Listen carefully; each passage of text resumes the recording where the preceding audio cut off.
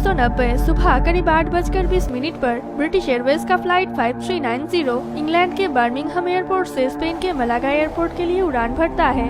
Plane के captain थे 42 साल के टिम लैंकेस्टर, जिन्हें एविएशन में 11,000 घंटों तक प्लेन उड़ाने का एक्सपीरियंस था। उस दिन प्लेन में 81 पैसेंजर, 2 पायलट और 4 केबिन क्रू समेत 87 लोग शामिल थे।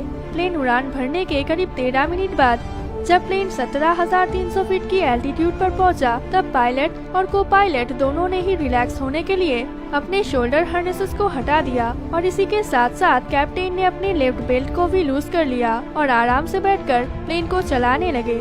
लेकिन तभी अचानक कॉकपिट पे एक जोरदार धमाका होता है और इसी धमाके में कैप्टन लैंकेस्टर की साइड वाला लेफ्ट विंडस्क्रीन पूरी तरह से उड़कर प्लेन से अलग हो जाता है, जिसके कारण प्लेन में तुरंत डिकम्प्रेशन होना शुरू होता है। तब कॉकपिट में मौजूद हर वो चीज जो टाइटली नहीं बांधी हुई थी वो उड़कर प्लेन से बाहर जा रही थी। जैसे कि कैप्टन ने धमाके के ठीक पहले अपने शोल्डर हार्नेसेस को हटाने के साथ साथ लेफ्ट बेल्ट को भी लूज कर लिया था, तो इसीलिए डिकम्प्रेशन के चलते कैप्टन भी टूटी हुई विंडस्क्रीन से बाहर निकलने लगे। लेकिन खुशकिस्मती से उनके दोनों टांग, सीट और फ्लाइट कंट्रोल के बीच अटक गई, जिस वजह से तब कैप्टन का आधा शरीर प्लेन से बाहर तो आधा शरीर कॉकपिट में मौजूद सीट और फ्लाइट कंट्रोल के बीच अटका पड़ा था। कैप्टन को इस कंडीशन में देखकर एक फ्लाइट अटेंडेंट नाइजेल ओगडन ने तुरंत जाकर कैप्टन को पकड़कर उन्हें कॉकपिट के अंदर खींचने लगे, लेकिन हवा बहुत तेज चलने के कारण उनके द्वारा कैप्टन को वापस अंदर खींच पाना असंभव लग रहा था।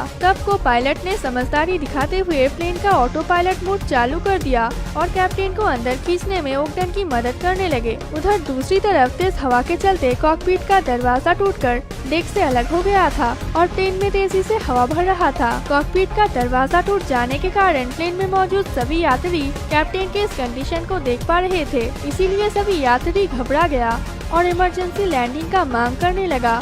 तब प्लेन की सारी ऑक्सीजन बाहर चली गई थी, जिस वजह से प्लेन में मौजूद सभी यात्रियों को सांस लेने में प्रॉब्लम हो रही थी और प्लेन में मौजूद पैसेंजर्स के अनुसार ऑक्सीजन मास का संख्या बहुत ही कम था। इसीलिए को पायलट ने फ्लाइट को तेजी से डिसेंड करने लगे और एक ऐसे एल्टीट्यूड पर ले आए जहां सभी पैसेंजरों को सांस लेने लायक ऑक्सीजन मिल सके।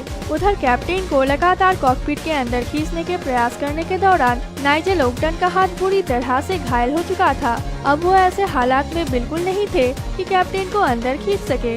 लो टेम्परेचर और तेज हवाओं के कारण कैप्टन का शरीर ठंड में जम गया और उन्होंने रिस्पॉन्स करना भी बंद कर दिया, तो इसीलिए सबको लगा कि शायद कैप्टन की मौत हो गई। लेकिन फिर भी कोई कैप्टन के शरीर को नहीं छोड़ा, क्योंकि ऐसा करने से हो सकता था कि कैप्टन की बॉडी प्लेन के लेफ्ट इंजन से जाकर टकरा जाता और लेफ्ट इंजन में धमाका हो जाता, जिससे प्लेन में मौजूद सभी यात्रियों की जान जोखिम में आ सकता था।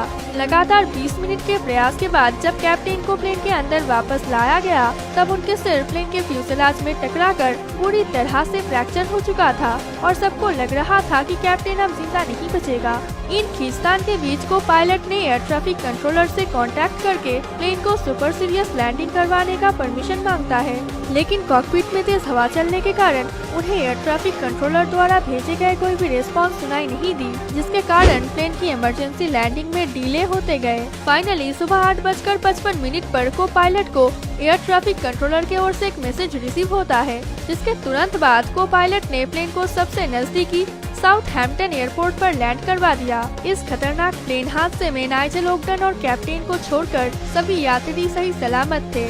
कैप्टन लैंकेस्टर, जिसे सबने मरा हुआ समझ रहा था, अस्पताल में जांच करने के बाद पता चला कि वो जिंदा है, जहां उन्हें करीब 5 महीनों तक इलाज करवाया गया और ठीक होते ही वो वापस अपने कैप्टन पद की जिम्मेदारी संभालने लगे।